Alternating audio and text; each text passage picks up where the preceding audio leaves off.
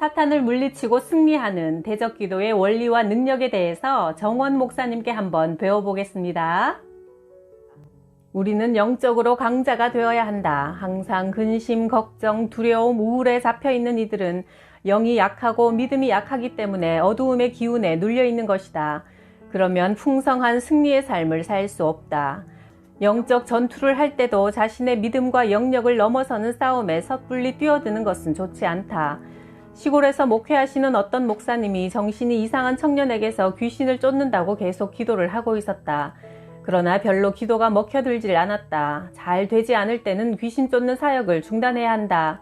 자신의 영권으로 상대방의 영이 잡히지 않을 때 무리하게 하다가는 큰일을 당하는 수가 있다.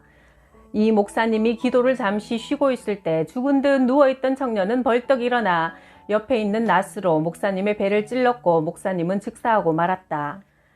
어떤 초신자가 처음에 너무 은혜를 받고 오래된 무신론자에게 복음을 전하기 위해 접근했다. 그리고 한참 대화를 나누다가 나중에는 과연 하나님이 계신지 내가 믿는 복음이 맞는 것인지 헷갈린 상태로 돌아오고 말았다. 이것은 영적 싸움에서 진 것이다. 아직 자신의 믿음과 지식과 영역이 충분치 못한 상태에서 무리하게 전쟁에 나가면 그렇게 될 수도 있는 것이다. 무리하게 배짱으로 나가면서 그것을 믿음이라고 생각하는 이들도 있지만 지혜롭지 못한 행동이다. 어떤 이들은 귀신이 들렸다고 사람을 마구 때리는 경우도 있는데 악령을 때려서 쫓아낼 수 있다고 생각하는 것은 어처구니 없는 일이다. 영적 전쟁은 물리적인 싸움이 아니다. 어떤 목사님이 장로님과 함께 어느 집에 신방을 갔다. 그런데 마침 그 집에는 악한 영에게 붙잡혀 있는 청년이 있었다. 그는 목사님과 장로님을 보더니 붙잡고 마구 두들겨 패기 시작했다. 그 청년은 엄청난 힘이 있어 그를 감당할 수 없었다. 그런데 어린 소녀 하나가 목사님께 무엇을 물어보려고 교회에 들렀다가 목사님이 가까운 곳에 신방 가신 것을 알고는 그 집에 찾아왔다. 그런데 그때까지 목사님과 장로님을 패고 있던 그 청년이 그 소녀를 보더니 벌벌 떨면서 벽에 딱 붙어버리는 것이다. 그래서 간신히 목사님과 장로님은 위기를 벗어날 수 있었다. 이 소녀는 항상 교회에 와서 부르짖고 기도하는 소녀였다. 나중에 청년이 정신이 돌아온 후 장로님과 목사님은 그에게 물어보았다. 소녀를 보자마자 왜 그렇게 떨었는가? 청년은 대답했다. 그 소녀는 찬란하게 빛나는 칼을 가지고 있었는데 그 칼에 제가 조금이라도 닿기만 하면 죽을 것 같이 무서웠습니다. 의아해서 목사님이 다시 물어보았다. 그러면 내게서는 칼을 보지 못했는가? 그러자 청년은 대답했다. 목사님과 장로님도 칼을 차기는 했지만 그 칼들은 녹이 심하게 쓸어있고 뭉툭해서 하나도 무섭지 않았습니다. 악한 영들은 지위와 경력, 학위를 두려워하지 않는다. 오직 하늘에서 오는 힘, 영적인 능력만을 두려워한다. 엑소시스트나 신들린 여인 같은 공포영화에서 많이 등장하는 장면이 있다. 어떤 사람이 귀신을 쫓으려고 온갖 방법을 시도해도 귀신은 요동도 하지 않는다. 그리고 믿음이 없는 자여 하고 빈정거린다. 이처럼 악령은 믿음 없는 자가 그들을 공격하려고 할 때 오히려 비웃으며 반격한다. 우리 교회에서 성령의 역사가 많이 일어나고 있었을 때 어느 순간부터 여기저기 사고와 어려움을 겪는 성도들이 생기기 시작했다. 나는 그 영적 원인이 뭘까 기도하다가 깜빡 잠이 들었는데 이런 꿈을 꾸었다. 한없이 널따란 광장의 중앙에 황금빛 여우 2마리가 앉아 있었다. 여우의 덩치가 얼마나 큰지 거대한 빌딩과 같았다. 그들은 귀신들의 대장, 마귀인 것 같았다. 그 여우 밑에 기괴한 형상을 한 많은 짐승들이 경배하는 자세로 엎드려 있었다. 황금빛 여우가 말했다. 우리가 담당하고 있는 지역에서 저 교회가 참으로 우리를 괴롭히고 있다. 누가 저 교회를 파괴할 자가 없느냐? 그 교회에는 강한 능력이 있으니 안으로 들어가면 중상을 입을 것이다. 그러니 바깥을 포위하라. 나는 그 장면을 보고 나서 성도들에게 말했다. 지금 바깥이 포위되어 있으니 나가지 마세요. 그런데 평소에 내 말을 잘 듣지 않고 고집을 부리는 여집사가 지금 집으로 간다는 것이다. 나는 말렸다. 지금은 안 됩니다. 조금 이따 가세요. 지금은 위험해요. 그러나 집사님은 듣지 않고 밖으로 나갔는데 꽝 하는 총소리 같은 소리가 들리더니 그녀가 악 하고 비명을 지르며 쓰러졌다. 나는 그 순간 전화 벨소리에 잠에서 깨어났다. 꿈속에서의 총소리가 현실에서는 전화 벨소리였던 것이다. 꿈이 하도 선명하여 이것이 꿈인지 현실인지 구분이 잘 가지 않는 얼떨떨한 상태에서 전화를 받으니 꿈에서 총에 맞은 그 여집사의 남편이었다. 갑자기 멀쩡하던 아내가 으악 하고 비명을 지르더니 아파서 죽겠다고 난리를 쳐서 응급실로 왔다는 것이다. 나는 꿈으로 경고를 받았기 때문에 별로 걱정하지 않고 그녀를 안심시키며 기도를 해주었다. 그러자 그녀는 곧 회복되었다. 나는 이 사건을 통해 영적 세계는 눈에 보이지 않지만 정말 실제적이며 그들은 치밀한 조직과 계획 속에 움직이고 있다는 것을 다시 한번 확인할 수 있었다. 한동안 꿈속의 선명한 장면이 뇌리에서 잘 지워지지 않았다. 넓은 광장에서 우두머리 마귀를 중심으로 회의를 하며 작전 계획을 짜고 있던 모습. 그것은 단지 꿈이 아니라 그들이 실제적으로 활동하며 우리 삶에 개입하고 있는 모습을 내가 잠시 보고 온 것으로 느껴졌다. 우리는 영적 전쟁에 대해 그다지 신경 쓰지 않고 신앙생활하며 살아가고 있다. 우리가 전쟁 중에 있다는 것을 의식하는 그리스도인들은 아주 소수다. 그러나 악한 영들은 어떻게 하든지 우리를 깨트리고 타락시키고 넘어뜨리기 위해 교회를 파괴하기 위해 동분서주하고 있는 것이다. 어떤 전도사가 길에서 우연히 두 여인이 서로 소리를 지르며 싸우는 것을 보고 악한 영을 결박하는 기도를 사용해보고 싶은 마음이 들었다. 그래서 그는 여인들이 싸우는 곳에서 좀 떨어진 곳으로 가서 조용히 중얼거렸다. 저 여인들에게서 역사하는 혈기와 분노의 영들아, 내가 예수 그리스도의 이름으로 너희를 결박한다. 예수 이름으로 잠잠해져라. 그런데 깜짝 놀랄 일이 생겼다. 그만 한 여인이 그 자리에서 쓰러져 버린 것이다. 어떤 목사님이 한 교회에 초청을 받고 집회를 하게 되었다. 이번 집회에서 어떤 말씀을 전해야 할까 생각하다가 잠이 들었는데 꿈을 꾸었다.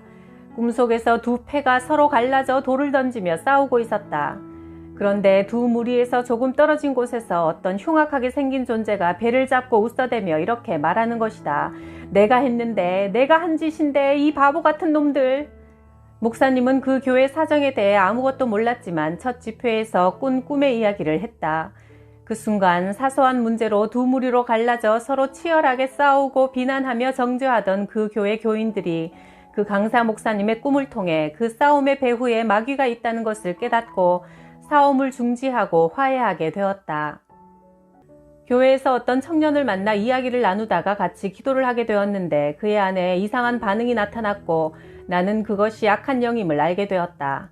그 영을 쫓아내는 과정에서 그에게 언제 들어왔냐 하고 물으니 16살에 산에서 들어왔다고 하는 것이다. 기도를 끝낸 후 그에게 16살에 산에서 무슨 일이 있었느냐고 묻자 그는 그때 은혜를 받고 싶어서 산에 올라가 기도를 했는데 무서운 것을 억지로 참고 기도했다는 것이다. 악한 영은 그때 두려움을 타고 들어온 모양이었다. 어떤 이들은 담력을 길러야 한다며 마음이 여린 이들을 억지로 산으로 데리고 간다. 하지만 그것은 위험한 일이다.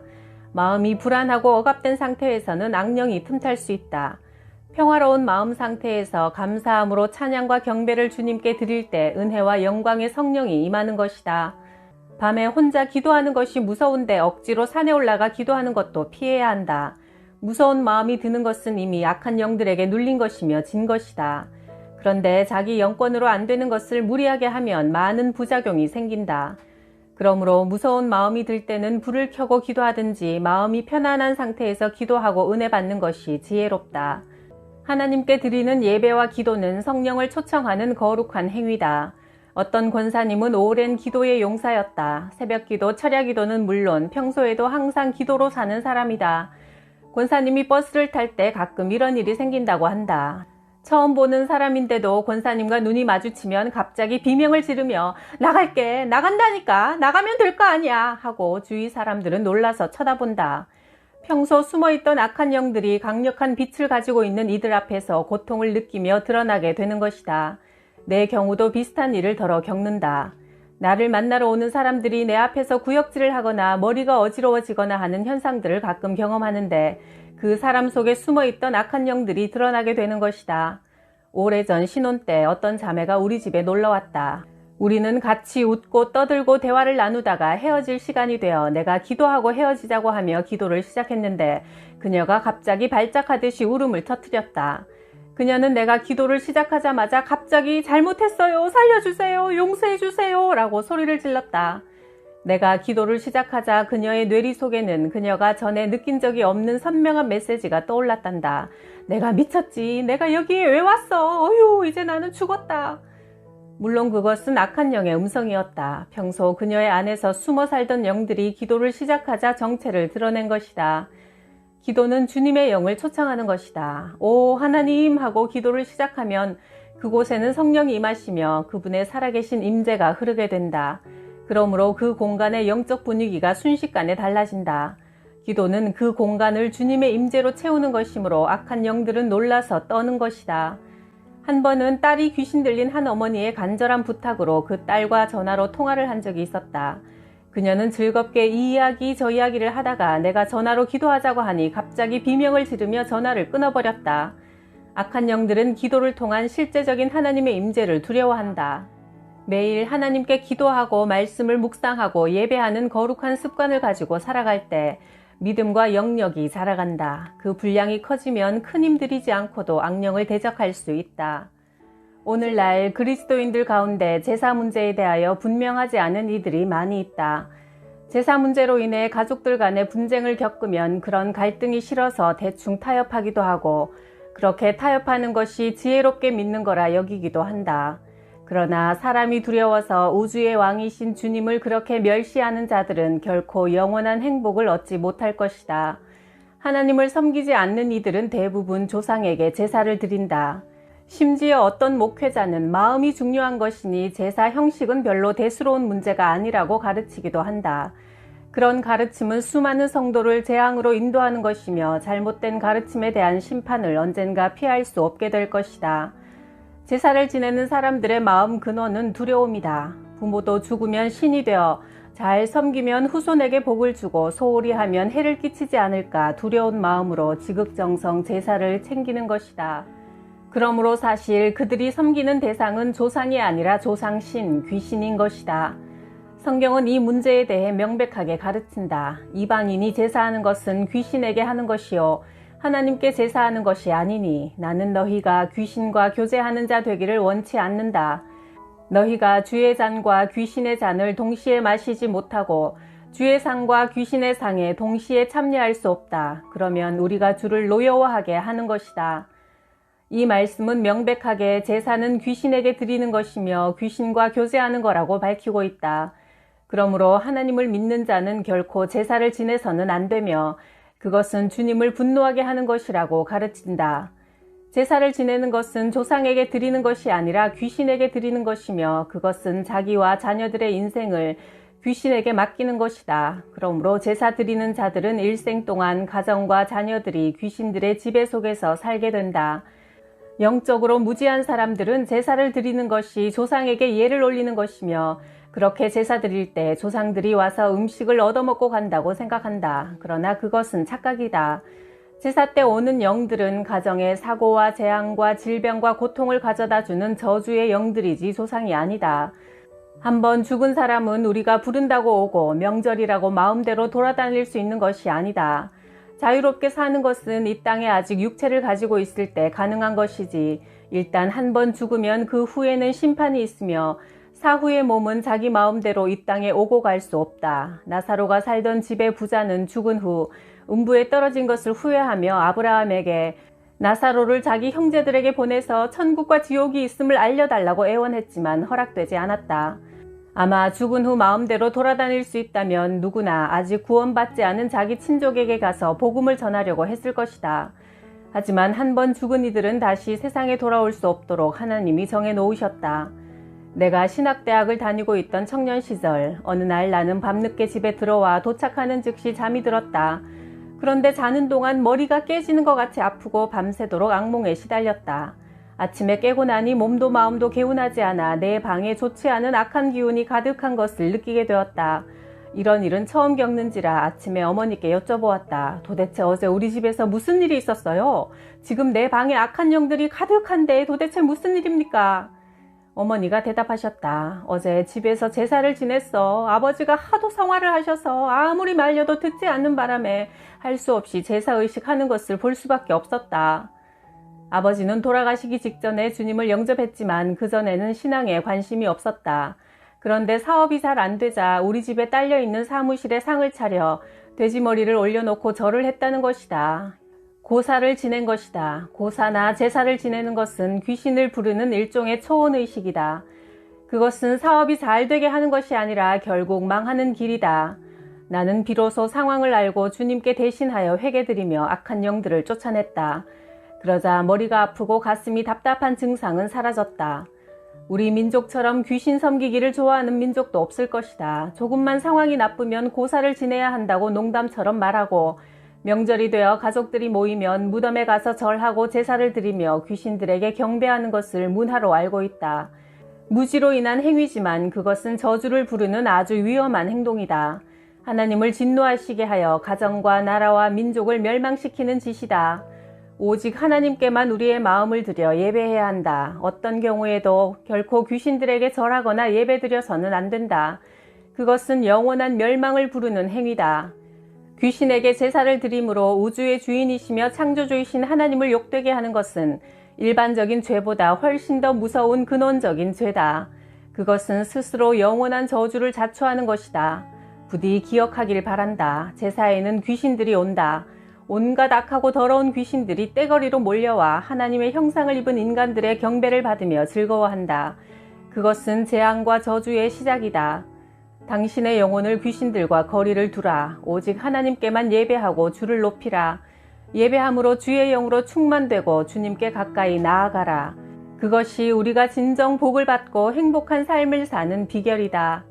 오늘날 악한 영들은 정치, 경제, 교육, 문화 등 모든 면에서 역사하며 영향을 끼친다. 만약 깨어있는 그리스도인들이 예수 이름의 권세로 그들의 세력을 결박하기 시작한다면 우리는 놀라운 세상의 변화를 보게 될 것이다. 마귀와 마귀에게 속한 자들은 연약해지며 주님께 속한 사람들은 더욱 강건해지고 더 많이 일어나게 될 것이다. 당신도 강한 주의 용사가 되기를 바란다. 예수께서 그들에게 말씀하셨다. 내가 너희에게 뱀과 전갈을 밟고 원수의 모든 세력을 누를 권세를 주었으니 아무것도 너희를 해하지 못할 것이다. 그러나 귀신들이 너희에게 굴복한다고 기뻐하지 말고 너희의 이름이 하늘에 기록된 것을 기뻐하라. 누가복음 10장 17에서 20절 말씀.